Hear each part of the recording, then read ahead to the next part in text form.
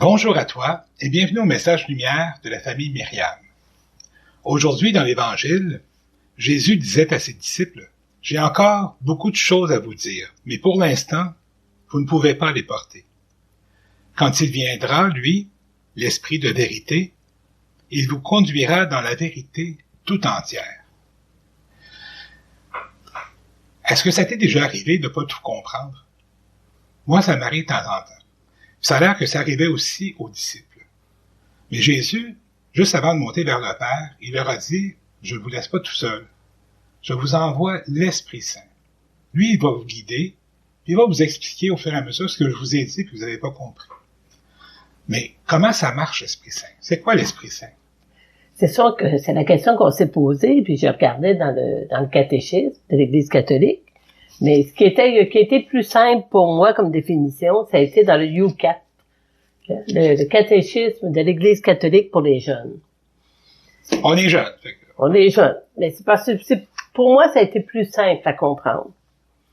Comment l'Esprit Saint agit-il dans ma vie?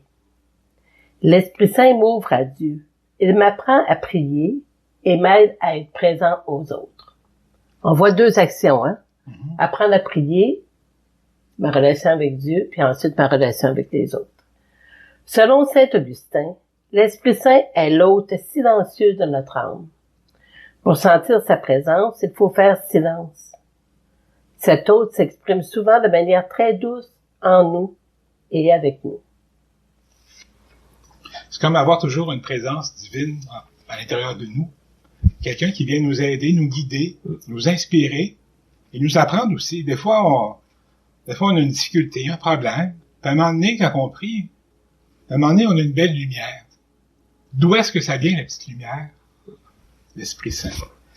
À un moment donné, on cherche quelque chose, on a une difficulté. Moi, j'ai un problème informatique. À chaque fois, ça m'arrive, même si c'est devenu monnaie courante. Là. À chaque fois que j'ai un problème quelconque, Lise, elle me dit tout le temps, t'as-tu demandé à l'Esprit Saint? J'ai oublié. Puis souvent, quand je demande à l'Esprit Saint, dans quelques minutes, j'ai une solution où je retrouve ce que je cherchais, que j'avais perdu. C'est devenu un running gag, une blague entre nous deux. Oui, c'est ça. Quand je vois là qu'ils cherchent quelque chose, qu'ils ne trouvent pas, ou il y a un problème X. Ouais. Après un bout de temps, je dis, qu'est-ce que tu fais? Qu'est-ce que tu cherches? Puis là, il me le dit, puis moi, à chaque fois, je dis, tu demandais à l'Esprit Saint.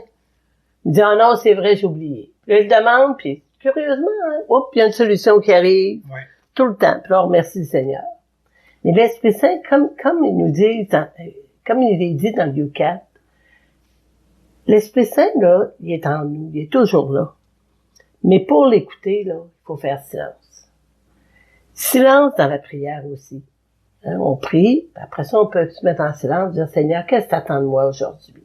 Qu'est-ce que t'attends de moi dans telle situation? Il vient pas toujours nous le dire ou nous envoyer une belle lettre pour nous l'écrire, mais on doit être convaincu qu'il va nous inspirer. Quoi dire, quoi faire dans telle et telle situation. Avec les autres aussi, c'est pareil. Mm-hmm. Faire silence. C'est pas facile, c'est pas dans notre nature, hein, genre, de faire silence. Pas tout le temps. Pas tout le temps. Mais tu sais, on veut tous être des saints, mais on peut pas devenir un saint juste par soi-même. On a besoin d'aide pour devenir des saints.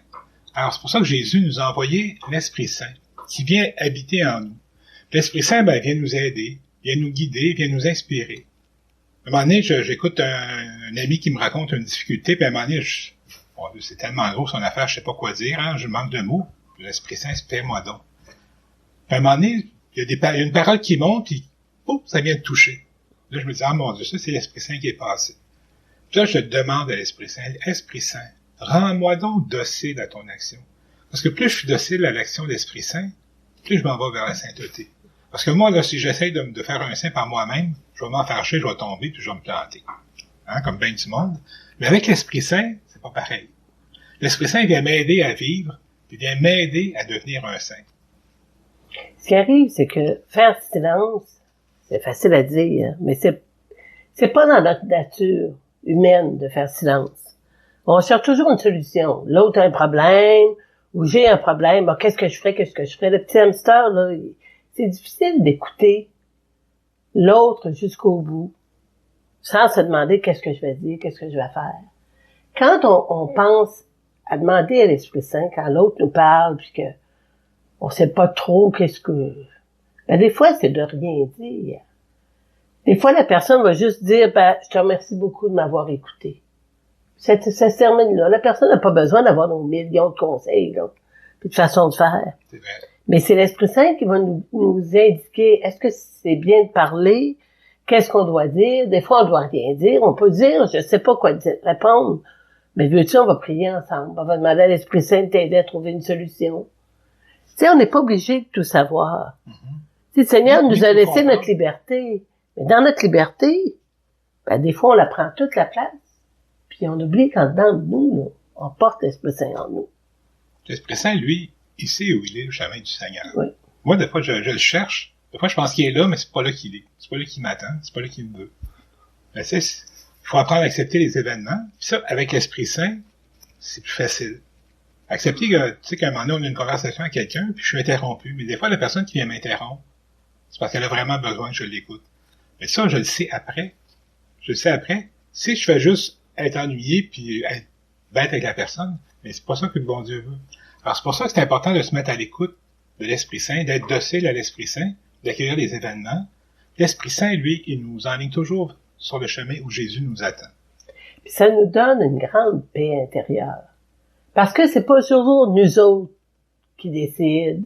C'est pas parce que j'ai des diplômes que ça va être mieux ce que je dis à l'autre. C'est pas parce que je me sens inférieur que j'aurai pas le droit de parler à l'autre. L'Esprit Saint, lui, là, c'est pas par gradation, le plus et le moins. L'Esprit Saint, on l'a tous en dedans de nous. Le Seigneur nous dit juste, faites silence, demandez-moi donc. Hein? Demandez-le, je suis là. Puis quand on le fait, il y a comme une paix, une patience aussi.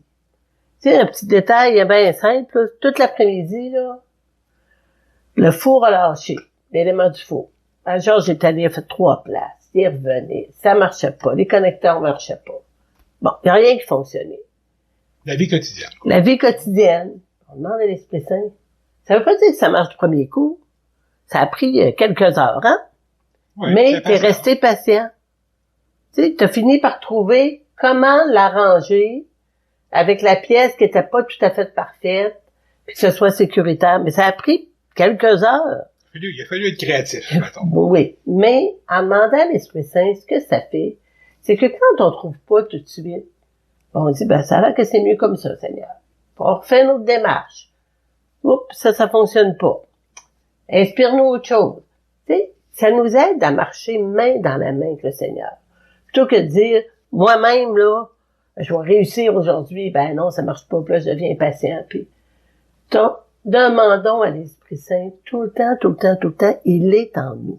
Une chose qui est intéressante aussi, c'est ça nous ramène beaucoup à l'humilité. Oui. Parce que des fois, quand on fait un bon coup, puis qu'on réalise, là, c'est quelque chose qui est au-dessus de moi, puis de réaliser que c'est l'Esprit Saint qui est passé par moi, au lieu d'en prendre le crédit, moi, ça me rend encore plus humble, ça me rend encore plus reconnaissant à Dieu.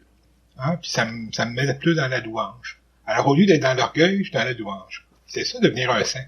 Ça se fait pas tout seul, ça se fait avec l'Esprit Saint. Ça nous reconnecte toujours, quand on pense à demander l'aide de l'Esprit Saint, régulièrement, c'est que ça nous reconnaît que Dieu, il est en moi.